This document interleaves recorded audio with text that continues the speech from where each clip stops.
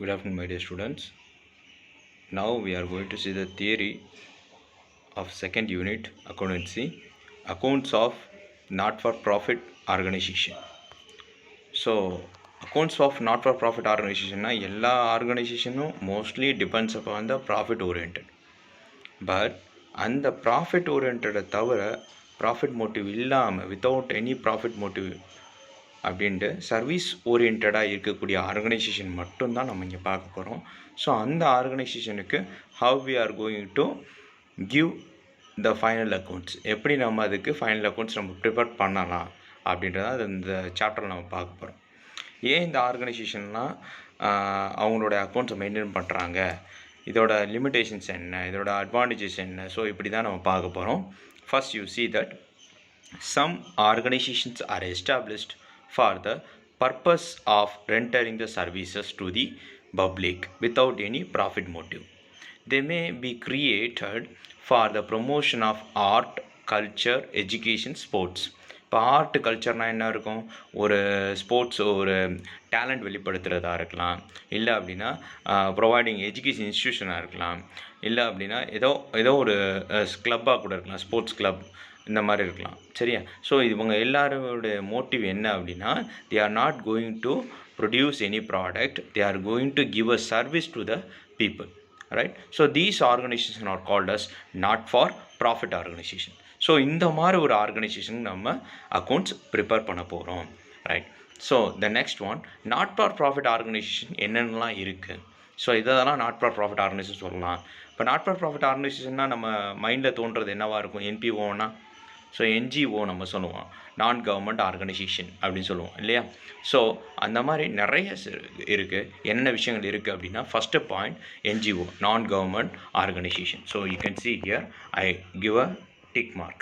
And trade unions and professional organization and trade unions and cooperatives, mutual trust and healthcare and public and social benefits and charitable organization and human services, and you can see the environment and animals and education and arts and culture, humanities, right? So these are all called as a not for profit organizations.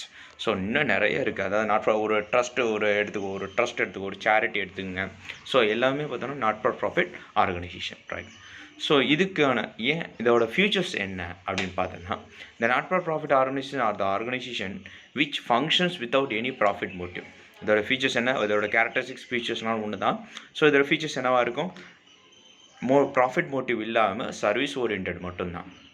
Their main aim is to provide the services to a specific group or the public at a large, right? The next, generally they do not undertake the business or trading activities. Their main sources of income include the subscription from the members. So அவங்களோட members என்னவா, இவங்களோட income என்னவா இருக்குது அப்படின்னா, subscription from the members வாங்கக்கூடிய subscription தான் இவங்களுடைய main income, right? So subscription from the members, donations and grants from the government and legacies, right? So இந்த விஷயங்கள் மட்டும்தான் இவங்களுடைய என்னவா இருக்குது, இன்கமாக இருக்குது. இப்போ the main sources of income, அவங்களோட மெயின் சோர்ஸ் ஆஃப் இன்கம் எங்கேருந்து கிடைக்குது, they are not going to produce a product, just they are collecting the subscription fees from the members and donation from any other parties and grants from the government and legacies, right? So these are all the income of the not for profit organizations, right? The next, final accounts. So what are the accounts we are going to prepare for the not for profit organization? ஒரு not for profit organizationக்கு நம்ம என்னென்ன அக்கௌண்ட்ஸாக prepare பண்ண போகிறோம். Example, ஒரு sports club எடுத்துக்கோங்க, ஒரு தென்காசி திருவள்ளுவர் மன்றமாக இருக்கட்டும், இல்லை ஏதோ ஒரு ஸ்போர்ட்ஸ் கிளப், ஒரு ஆர்கே ஸ்போர்ட்ஸ் கிளப். இந்த ஸ்போர்ட்ஸ் கிளப்புக்கு நம்ம என்ன பண்ண போகிறோம் அப்படின்னா, என்னென்ன அக்கௌண்ட்லாம் நம்ம மெயின்டைன் பண்ணலாம் அப்படின்றத ஃபஸ்ட் அண்டர்ஸ்டாண்ட் பண்ணிட்டு தான் நம்ம இந்த சம்மை செய்ய போகிறோம். ஃபஸ்ட் என்னென்ன அக்கௌண்ட் நீங்கள் ப்ரிப்பேர் பண்ண முடியும் அப்படின்னா, receipt and payments account. So what they received and what they paid. So எவ்வளோ ரிசீவ் பண்ணியிருக்காங்க, எவ்வளோ பே பண்ணுறாங்க. ஸோ அந்த receipt and payments account and income and expenditure and balance sheet. So final accounts, final statements for the not for profit organisation அப்படின்னு எடுத்துக்கிட்ட அப்படின்னா, 3 accounts are included. One is receipt and payments account, another one is income and expenditure, another one is balance sheet, right? So we are going to see one by one. Receipt and payments account. What is receipt and payments account? The receipt and payments account is a summary of cash and bank transactions. So it's just like a cash book. 11th நம்ம படிச்சிருப்போம், single காலம் cash book, double காலம் cash book, triple காலம் cash book. So இந்த cash புக்கோட ஒரு அப்படி Tito தான் இந்த ரெசிப்ட் அண்ட் பேமெண்ட்ஸ்னு சொல்கிறோம். அந்த கேஷ் புக்லேயும் நம்ம என்ன எழுதுவோம் அப்படின்னா டெபிட் சைட் ரெசிப்ட் எழுதுவோம், கிரெடிட் சைட் பேமெண்ட் எழுதுவோம். So it's based on the real account. It is a real account nature. It is a real account in nature, right? So இங்கே என்ன இருக்கும் அப்படின்னா cash book and bank transactions of a not for profit organization is prepared end of the each financial year. ஒவ்வொரு financial இயரும் நம்ம பண்ணுறோம். What is a financial year? I think you know my dear students. So April to 31st March, right? 1st April to 31st March is a financial year. So for each and every financial year they have to prepare the receipt and payments account. So it is based on the cash and bank transactions, right? It is based on the real account in nature, right? All the cash receipt and cash payments, whether the capital or revenue in nature, capital or revenue or no. What is capital, sir? What is revenue அப்படினா capital nature அப்படின்னு சொல்லிட்டு நீ எடுத்துட்டு அப்படின்னா capital என்ன அர்த்தம்னா ஒரு 1 இயர்க்கு மேலே, that means more than a year, அதோட பெனிஃபிட்டாக இருக்கட்டும், இல்லை அதுக்கு நம்ம கட்டக்கூடிய பேமெண்ட்டாக இருக்கட்டும், ஒரு ரிசிப்டாகவும் பேமெண்ட்டாவோ சரி, இல்லை இன்கமோ எக்ஸ்பெண்டிச்சரோ சரி, 1 இயருக்கு மேலே அதோட டியூரேஷன் இருந்தது அப்படின்னா that is called as a capital transactions. So revenue transaction means often which are the items are which are the transactions are happening often within 1 year, ஒரு வருஷத்துக்குள்ளே நடந்தது அப்படின்னா that is called as revenue transactions will be recorded in the receipt and payments account. அப்போ receipt and payments account பொறுத்த வரைக்கும் இந்தந்த accounts தான் maintain பண்ணுவோம் அப்படின்லாம் கிடையாது. We can take all transactions, எல்லா cash receipt and cash payment transaction எல்லாத்தையும் இங்கே எடுத்துக்கலாம், ரைட்? ஸோ சொல்ல அந்த ஸ்க்ரீனில் வரதையும் நீங்கள் வாட்ச் பண்ணுங்கள், then only you can understand easily, right? Then next steps in preparation of receipt and payments account. ஒரு ரிசிப்ட் அண்ட் பேமெண்ட்ஸ் ப்ரிப்பேர் பண்ணுறதுக்கு என்னென்ன ஸ்டெப்ஸ்லாம் இருக்குது அப்படின்னு பார்த்தீங்கன்னா, ஃபஸ்ட்டு ஸ்டெப் என்ன அப்படின்னா record the opening balance of cash in hand in the debit side. Because நம்ம இதை என்ன சொல்லியிருக்கோம் அப்படின்னா ரியல் அக்கௌண்ட் நேச்சர்னு சொல்லியிருக்கோம். அப்போ ரியல் அக்கௌண்ட்னா என்ன meaning? What is a real account concept? So debit what comes in, credit what goes out. That's a rule. So as per the rule we are going to follow this receipt and payments account, right? Record the opening balance of cash in hand or bank at cash at bank, right? Actually cash received during the year are recorded on the debit side of, and actual cash payments during the year are recorded on the credit side. Casual receipt, cash receipt அப்படின்றது நம்ம எங்கே maintain பண்ணுவோம்? Debit side. Cash payment அப்படின்னு சொல்கிறது credit side.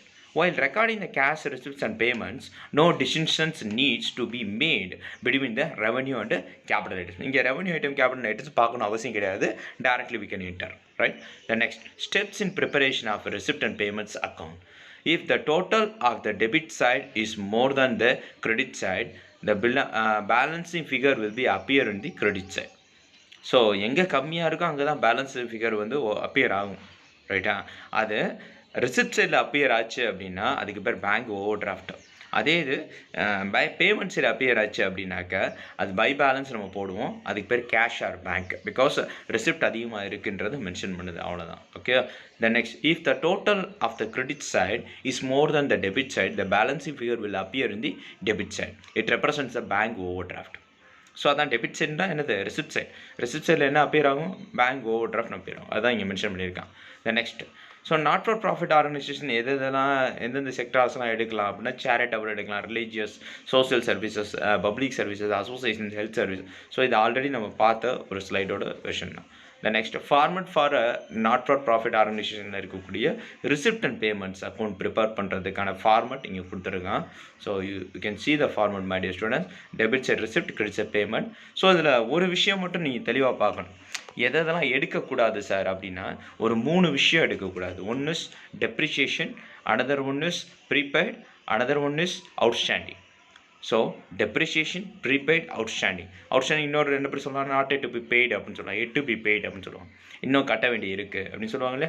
So அது, so இது எல்லாமே பார்த்தோம் அப்படின்னா என்ன அப்படின்னா இந்த 3 விஷயத்தை தவிர இது எல்லா விஷயத்தையும் எடுத்துக்கலாம். ஓகே. ஸோ ரிசிப்ட் சைடில் பார்த்தோன்னா ஃபஸ்ட்டு எடுத்தோன்னே நீங்கள் பாருங்கள், I give a mark. So இங்கே நான் மார்க் பண்ணி காமிக்கிறேன். ஸோ ஃபஸ்ட்டு என்ன பண்ணிருக்கான்? டு பேலன்ஸ் பிடி ப்ராட் டவுன் ரிசிப்ட் சைடில் இல்லைங்க, cash at bank, cash in hand, அடுத்து கேஷ் அட் பேங்க். ஸோ இது ரெண்டுமே பார்த்தோன்னா பேலன்ஸ். ஸோ இது ஓப்பனிங் கொடுத்துருந்தா நம்ம ரிசிப்ட் சைடு எழுதலாம், அதே க்ளோசிங் இருந்தால் பேமெண்ட் சைடில் எழுதிடலாம். நான் டிக் பண்ணியிருக்கேன் பாருங்கள். பேமெண்ட் சைடில் பை பேலன்ஸ் சிடின்னு சொல்லிட்டு end of the payment side we can write the cash in hand and cash in bank. Right sir, opening மட்டும்தான் கொடுத்துருக்காங்க, க்ளோசிங் கொடுக்கல அப்படின்னா நோ நீட் டு ஒரி.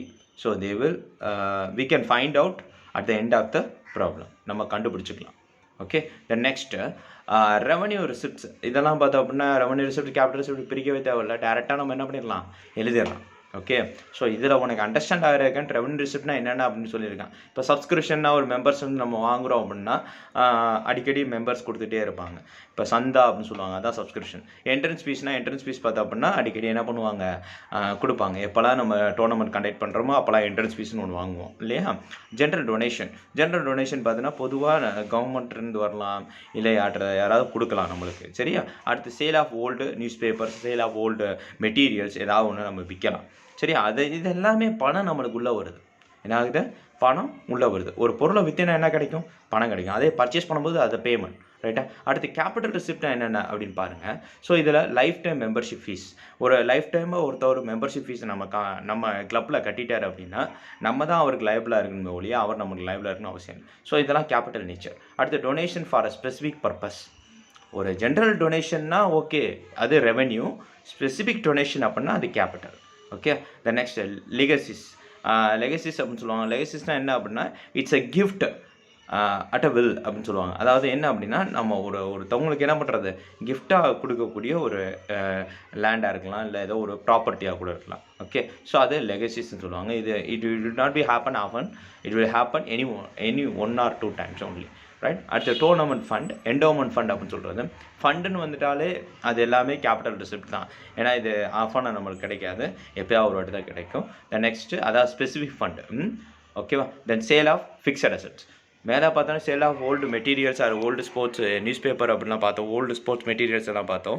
ஆனால் கீழே கேபிட்டல் ரிசிப்டில் என்ன கொடுத்துருக்கான் அப்படின்னா சேல் ஆஃப் ஃபிக்ஸட் அசெட்ஸ் கொடுத்துருக்கான். அப்போ ஃபிக்ஸட் அசெட்ஸ்ன்றது பார்த்தோம்னா எப்போயா ஒரு வாட்டி தான் சேல்ஸ் பண்ணுவோம், ஆஃப் ஆன் நம்ம சேல்ஸ் பண்ண மாட்டோம் சார். ஸோ இதெல்லாம் கேபிட்டல் நேச்சர். ஸோ இதை நீ பிரித்து எழுதணுமா சார் அப்படின்னு கேட்டால் கிடையாது, அண்டர்ஸ்டாண்ட் பண்ணிக்க அவ்வளோதான். ஸோ அப்போ இங்கே ஆன்சர் வந்துச்சுன்னா என்ன சார் அர்த்தம், இங்கே ஆன்சர் வருது, பேலன்ஸ் வருது. பேலன்ஸ் வர்றதுக்கு பேர் பேங்க் ஓவர் டிராஃப்ட், அதாவது பேங்க் ஓடி அப்படின்னு சொல்லுவாங்க. ரைட்டா, பேங்க் ஓவர் டிராஃப்ட். ரைட்டா, தட்ஸ் ஆல். த நெக்ஸ்ட் அடுத்தது பாருங்கள். The items peculiar to not for profit organisation.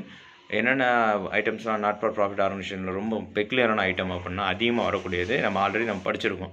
ஒரு நாட் ஃபார் ப்ராஃபிட் ஆர்கனைசேஷனுக்கு நம்மளுக்கு எப்படி இன்கம் வரும், டொனேஷன் மூலியமாக வரும், சப்ஸ்கிரிப்ஷன் மூலியமாக வரும், மெம்பர்ஸ் தரக்கூடிய அந்த சப்ஸ்கிரிப்ஷனு, அடுத்து மெம்பர்ஸ் தரக்கூடிய ஃபீஸ், இது மூலியமாக தான் அவங்களுக்கு வரும். ரைட்டா, அப்போ சப்ஸ்கிரிப்ஷன்றது not for profit organisation usefully collect the subscription periodically from the members. These may be collected monthly, quarterly, half yearly and yearly. All the subscription are revenue receipts. Interest on investment, it is a revenue receipt for investment made. ரைட்டா, ஒரு investment நீ பண்ணியிருக்கேன், அந்த இன்வெஸ்ட்மெண்ட்டுக்கு வரக்கூடிய interest வட்டி அப்படின்னு சொல்லுவோம் இல்லையா, இது எல்லாமே இது என்னது அப்படின்னா இட்ஸ் அ ரெவன்யூ. ஸோ இதுவுமே பார்த்தோம்னா இதில் வரும் அப்படின்னு சொல்கிறோம். அப்புறம் வேறு என்ன ஐட்டம்ஸ்லாம் இதில் இருக்குது, நாட் ஃபார் ப்ராஃபிட் ஆர்கனைசேஷனும் புக்கில் பார்த்தா ஒவ்வொரு ஹெட்டிங் கீழே கொடுத்துருப்பான். இப்போ பாரு, லைஃப் டைம் மெம்பர்ஷிப் ஃபீஸ், இது நான் சொன்னேன் இல்லையா, டுவர்ட்ஸ் அந்த ஒரு லைஃப் டைம் ஃபுல்லாக பார்த்தோன்னா நான் இந்த கிளப்பை நான் யூஸ் பண்ணிக்கிறேன் அப்படின்னு சொல்கிறதுக்காக மெம்பர்ஸ் வந்து பணம் கட்டுறாங்க இல்லையா, அது ஒன்லி 1 time தான் கட்டுவாங்க. அதனால அது கேபிட்டல் ரிசிப்ட் நம்ம சொல்கிறோம். புரியுதா, அடிக்கடி கட்டினாங்க அப்படின்னா அது என்ட்ரன்ஸ் ஃபீஸ்லாம் நம்ம என்ன சொல்லுவோம், ரெவன்யூ ரிசிப்ட்னு சொல்லுவோம். Right, the next legacy. So லெகசின்னு எடுத்துக்கிட்டு அப்படின்னா a gift made to not for profit organisation by a will. சரியா, is called as a legacy. ஈஸியாக இருக்கா, a gift made to not for profit organisation by a will is called legacy. அப்போ யாரோ ஒரு ஆள் என்ன பண்ணுறாங்க, கிஃப்டாக கொடுக்குறாங்க, made to a not for profit organisation. Not for profit organisation யாரோ ஒருத்தவங்க கொடுக்குறாங்க, எழுதி கொடுக்குறது. இந்த லேண்டை நான் பார்த்தோம்னா இந்த விளையாட்டு மைதானத்துக்கு நான் எழுதி வைக்கிறேன், ஸோ இந்த விளையாட்டு கிளப்புக்கு, அந்த விளையாட்டு கிளப்புக்கு நான் எழுதி வைக்கிறேன், அப்போ கிரிக்கெட் கிளப்புக்கு எழுதி வைக்கிறேன், இந்த மாதிரி எழுதி வைப்பாங்க இல்லையா. ஸோ இது எல்லாமே லெகசி அப்படின்னு சொல்லுவாங்க. It is a capital receipt. சரியா, the next admission fee and entrance fee is a revenue receipt. இது அடிக்கடி வரும். சரியா, only once at a time சொல்ல முடியாது. The fee is collected every member, ஒவ்வொரு மெம்பர்லேருந்து வாங்குவாங்க. அப்போ ஒவ்வொரு மெம்பரும் என்ன பண்ணுவான், உள்ள நுழையிறப்பனா பணம் கட்டிட்டு வருவான். ஸோ அதனால் it should be consider as a revenue receipt. And honorarium. ஹானரரியம்ன்றது பார்த்தோன்னா ஒரு பர்சனுக்கு இருக்கக்கூடிய ரெமுனரேஷன். ரைட்டா? அப்போ இது என்னது? It's also revenue receipt. அந்த பர்சன் வராரு அப்படின்னா அந்த பர்சனுக்கு gift கொடுக்கறது, அப்புறம் அந்த பர்சனை பார்த்தோன்னா மொமெண்டம், அதாவது ஒரு நல்ல என்ன சொல்கிறது, ஒரு ஷால் போத்துறது, தென் அந்த பர்சனுக்கு ஒரு ஏதோ ஒரு மறக்க முடியாத ஒரு நினைவுகளாக ஒரு இது ஏதாவது கொடுப்பாங்களே, கிஃப்ட் கொடுப்பாங்களே, அதுதான் இது ஹானரரின்னு சொல்கிறோம். ரைட். Then next donation. டொனேஷன்ற 2 பர்பஸ் இருக்குது கண்ணா. Specific donation, general donation. அப்போ ஜென்ரல் டொனேஷன் அப்படின்னு எடுத்துக்கிட்டேன் அப்படின்னா இது ரெவன்யூ அப்படின்னு சொல்லுவாங்க. அது ஸ்பெசிஃபிக் டொனேஷன், ஒரு புக்கு வாங்குறதுக்காகவோ, இல்லை கிரிக்கெட் பேட் வாங்குறதுக்காகவோ, இல்லை கிரிக்கெட் லேண்டு வாங்குறதுக்காகவோ ஏதோ ஒரு டொனேஷன் கொடுக்குறாங்க. அப்போ அது என்ன அப்படின்னா அந்த ஸ்பெசிஃபிக்காக கொடுத்தா அதுக்கு பேர் கேபிட்டல் நேச்சர். அதே இது ஜென்ரலாக கொடுத்தா அதுக்கு பேர் என்ன சொல்கிறாங்க? Revenue nature. Okay. Then next அடுத்து இன்கம் அண்ட் எக்ஸ்பெண்டிச்சர் அக்கௌண்ட். இப்போ தான் ரொம்ப உள்ள நுழையிறோம். இன்கம் அண்ட் எக்ஸ்பெண்டிச்சர் அக்கௌண்ட் எப்படி ப்ரிப்பேர் பண்ணுறது? யூஸ்வலாக என்ன பண்ணுவாங்க அப்படின்னா ரெசிப்ட் அண்ட் பேமெண்ட்ஸ் அக்கௌண்ட்டை கொடுத்துட்டு அதுலேருந்து நம்ம என்ன கண்டுபிடிக்க சொல்லுவாங்க? இன்கம் அண்ட் எக்ஸ்பெண்டிச்சர் பண்ண சொல்லுவாங்க. அப்போ இன்கம் அண்ட் எக்ஸ்பெண்டிச்சர் பண்ணேன்னா என்ன சார் பெனிஃபிட் இதனால் அப்படின்னு கேட்டேன்னா, நம்ம கிளப்பில் இருக்கக்கூடிய சர்ப்ளஸ் என்ன, டெஃபிசிட் என்ன கண்டுபிடிச்சிடலாம். சர்ப்ளஸ்னால் என்ன சார்? எக்ஸ்ட்ரா என்கிட்ட எவ்வளோ இன்கம் இருக்குது அப்படின்றத கண்டுபிடிக்கிறது ஒன்று. இன்னொன்று டெஃபிசிட் அப்படின்றது எனக்கு எவ்வளோ இன்னும் பத்தாத பணம் இருக்குது, இன்னும் எவ்வளோ பணம் தேவைப்படுது அப்படின்றத அண்டர்ஸ்டாண்ட் பண்ணிக்கிறதுக்கு டெஃபிசிட் அப்படின்னு சொல்கிறோம். Right? So now you can see the steps in preparation of income and expenditure account from the receipt and payments account. The opening balance and cash balance, அது இது எல்லாமே பார்த்தோம்னா நான் தியரட்டிக்கல் நான் காமிக்கிற காட்டிலும் உனக்கு இந்த பிக்சரில் பார்த்தா தான் உனக்கு புரியும். One second right. இப்போ புரியுதா? ரைட். இதுதான் format of income and expenditure account.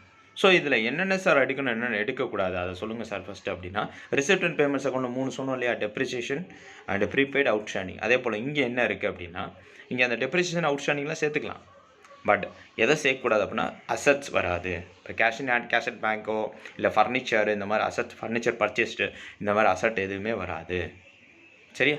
The next revenue item மட்டும்தான் இங்கே எடுப்போம். ரெவன்யூ ஐட்டம்னா என்னது? அடிக்கடி நடக்கக்கூடிய செலவுகள், அடிக்கடி நடக்கக்கூடிய வருமானம் மட்டும்தான் எடுப்போம். ரைட். தென் தேர்டு ஒரு விஷயம், கரண்ட் இயர் ட்ரான்சாக்ஷன் மட்டும்தான் எடுக்கணும். ப்ரீவியஸ் இயரோ நெக்ஸ்ட் இயரோ எதுவுமே எடுக்கக்கூடாது. இப்போ கரண்ட் இயர்னா என்ன சார் அப்படின்னா சம்முக்கு மேலே கொடுத்துருப்பான், அதுதான் கரண்ட் இயர். ரைட்டா? அது மட்டும்தான் எடுக்கணும். ஓகே. த நெக்ஸ்ட் இப்போ நீங்கள் பாருங்கள், எக்ஸ்பெண்டிச்சர் இன்கம் தான் கொடுத்துருக்காங்க. Debit side expenditure, credit side income. ஏன் சார் இப்படி கொடுத்துருக்காங்க அப்படின்னா income and expenditure is purely it's nominal account nature.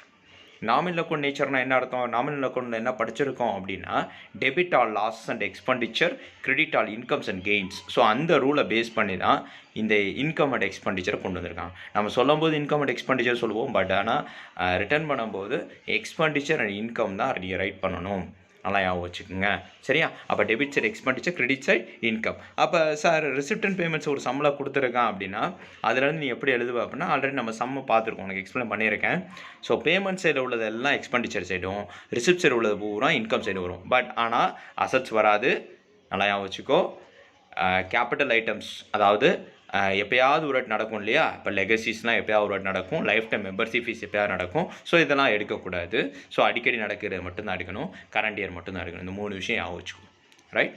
So the next one, difference between the receipt and payments account and income and expenditure. So before that I want to tell one thing my dear students. So இதில் வரும் இல்லையா answer, இந்த ஆன்சருக்கு பேர் என்ன அப்படின்னா, one செகண்ட்ப்பா.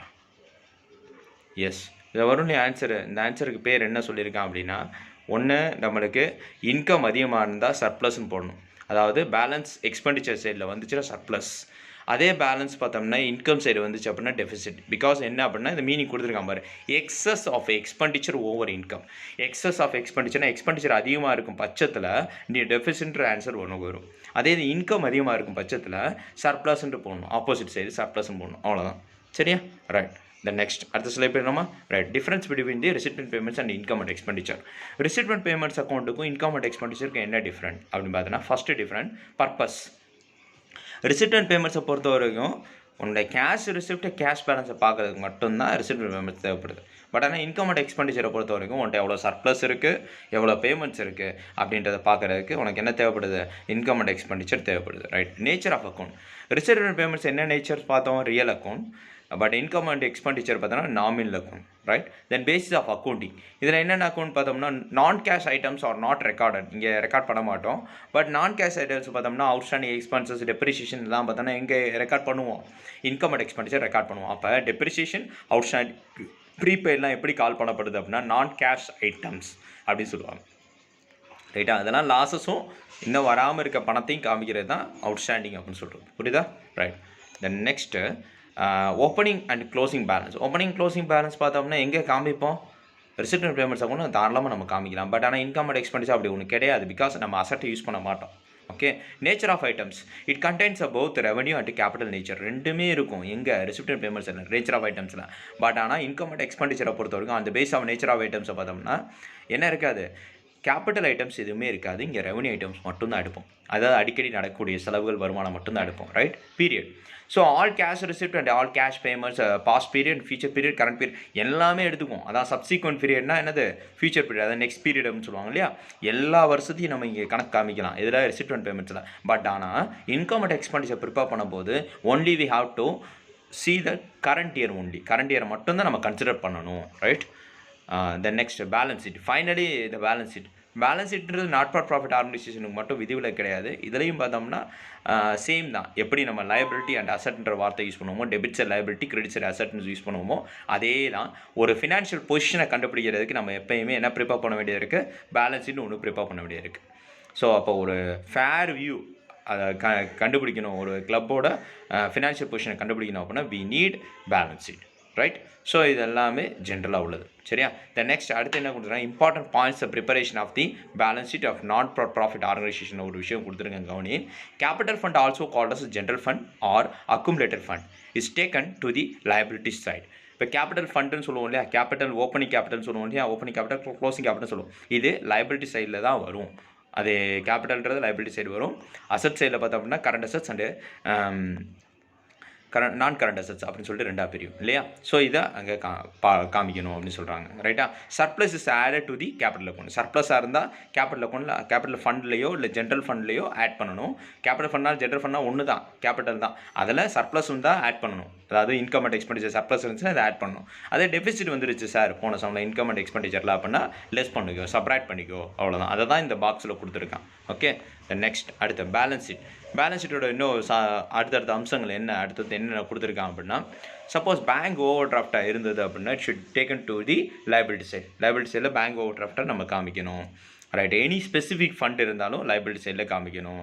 அல்லது price fund இல்லை ஏதோ ஃபண்டுன்னு வந்தாலே நம்ம எங்கே காமிக்கணும் அப்படின்னா டோர்னமெண்ட் ஃபண்டோ இல்லை ப்ரைஸ் ஃபண்டோ இல்லை அப்படின்னா ஏதாவது என்டோமெண்ட் ஃபண்டு, இந்த மாதிரி காம்பன்சேஷன் ஃபண்டு, இந்த ஃபண்டுன்னு வந்தாலே we have to show in the liability side. Right? Specific investment இது எல்லாமே பார்த்தோம்னா we have to show in the liability side. Investment மேடுன்னு சொல்லிட்டா அப்படின்னா அது அசட் சைட். Right?